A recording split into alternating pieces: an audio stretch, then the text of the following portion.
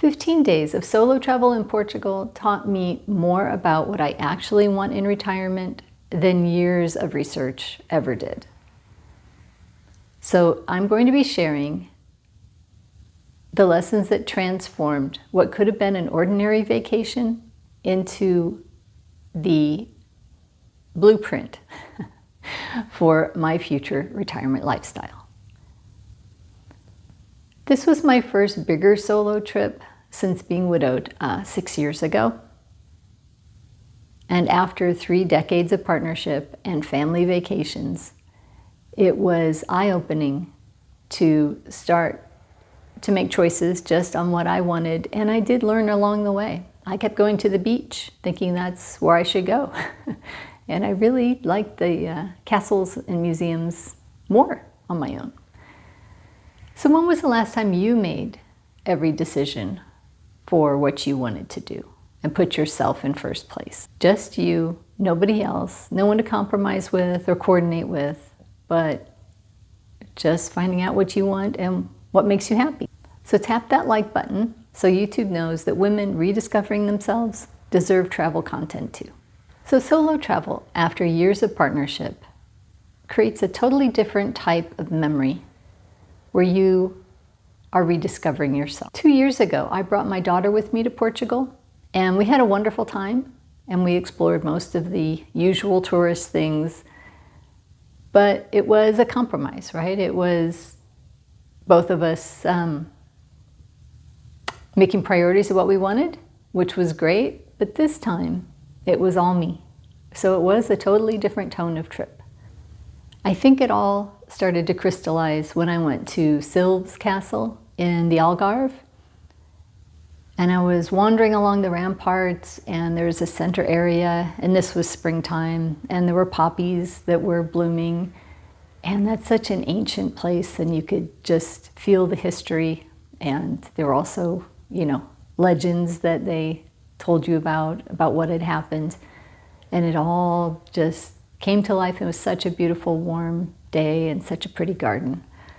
So that was kind of the starting point of my castle adventure. So when you've spent 30 years as part of a partnership, you sometimes forget the difference between what you love to do together versus what you love to do yourself. Traveling solo forces you to really confront that. It's a growing experience, and it is something that brings joy, all the way to the heart when you really have a day that you just dove into and totally enjoyed on your own. It's a wonderful experience. So one of the things that really worked for me, and I'd like you to consider, is setting up appointments or meetups, I guess you'd say, with people ahead of time. So I joined some Facebook groups.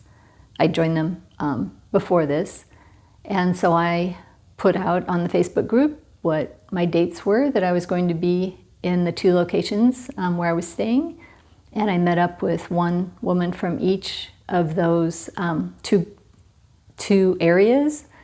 So one we had dinner, the other one we had lunch, and went through a castle, which of course made points with me. Also, I met up with my Portuguese teacher. I had been taking Portuguese lessons online, and so that was fun. There was one other friend that she was an acquaintance earlier, and we met up, and she and her husband and I went out to lunch, and we walked on the beach and had a lovely time. And then I also met up with some YouTubers that I watched their channel, and I sent them a message, and we got together.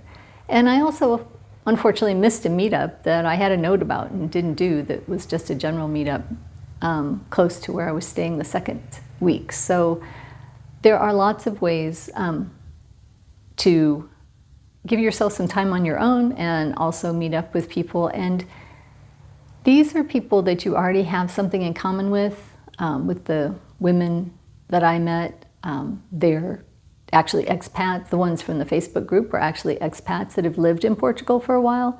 So I could talk to them about their experience. And And then the other people, they all lived in Portugal. But, one was Portuguese, there were some British, and there was a Brazilian. So a little bit of a mix of different people, different perspectives. But this is the peer-to-peer, what would you say, friendships that you can set up, because now with meeting everyone online, you can go meet them in person after you've already got an acquaintance and you already know you have something in common. And it's a wonderful way to start a friendship and to have someone to touch base with, even later on, probably for my next trip. So in the Algarve, I saw a beautiful retirement lifestyle.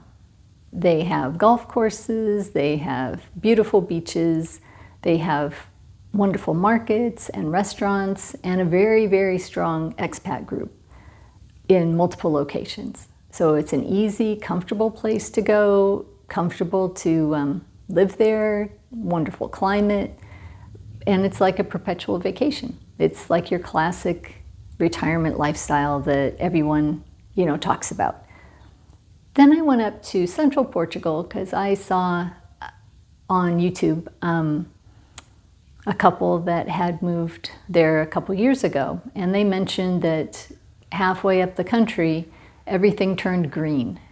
And that really struck home for me because I'm in Texas right now. I've lived here a few years, and it is very dry and very hot.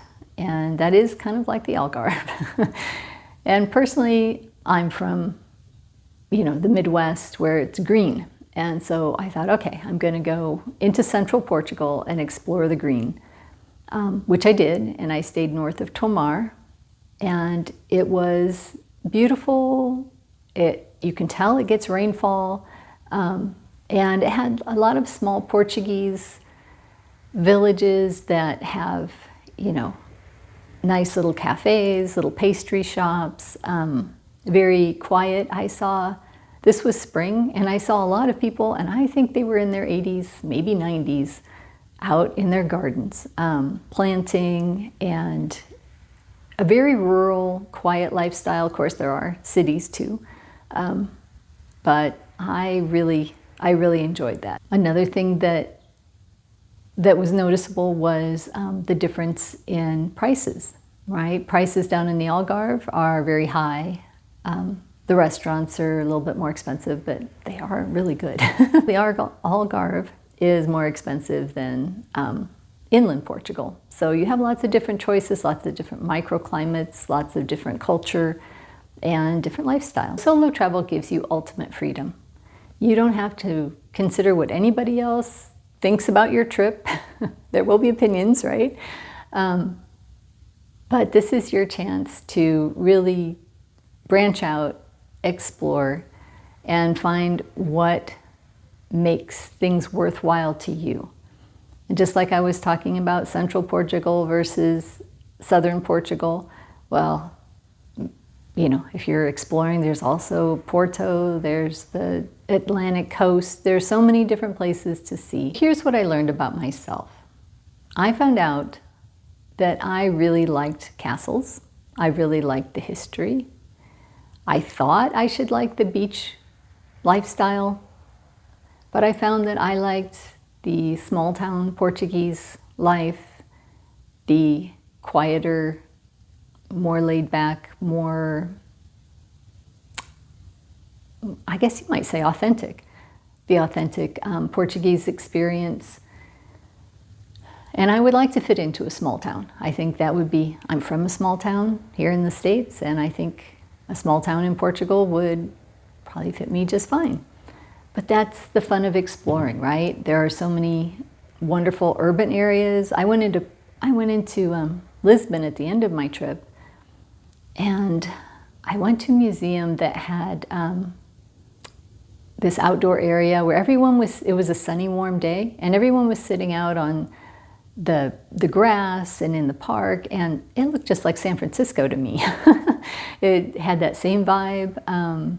So lots of different areas with different cultures and different experiences. So not only are you exploring your own freedom and your own freedom of choice and finding joy in what you're doing.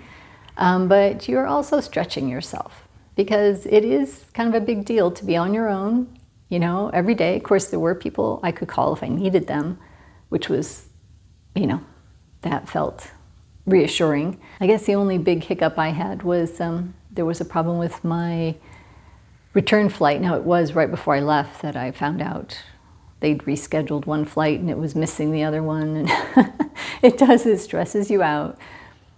But in the end, it really wasn't that big of a deal. It was just a little scary in the middle of trying to fix things. So you can either let those type of moments derail you, or you can grow through it and learn to pivot. And pivoting is a wonderful skill that you've probably already learned somewhat in life, and it definitely applies, you know, here when you're traveling on your own or when you're looking at retirement. Things happen and we adjust. But I think what I was getting at is that, you know, you grow in confidence in yourself because you're making all your own decisions, you're making your own plans, you're making yourself happy. And the more you do it, the more confident you feel, and the more you feel like, you know, you could do this a lot longer term. So if you're in your 50s or 60s or beyond, you've already lived life. You've had challenges much larger than a travel glitch. And you've, you know, made it through before. You've learned how to solve your problems. And this is something that solo travel just kind of crystallizes. It makes you realize you already have these skills. Solo travel isn't a scary thing. It's just taking it one step at a time. It's putting general plans into place, and then day by day, finding out what parts you like, what you don't, and if you want to change things up, then you change them up. So if you're hesitating about solo travel, if you're newly single or planning retirement or just thinking of doing something different, Portugal is a wonderful place to explore. The people are kind, the countryside is beautiful, and the culture is very accepting. So if this video gave you ideas or inspiration, please hit that button and subscribe. And drop a comment below. Let me know, you know, if you're thinking going to Portugal, if you have a trip in mind, if you have maybe some advice for some of the rest of us, that would be great. So until next time, remember, you're more capable than you realize. You have everything you need to do this. Maybe it's time for your next adventure. Just go ahead and book it. Hope you enjoyed the video. Stay positive, and I hope to see you on the next one.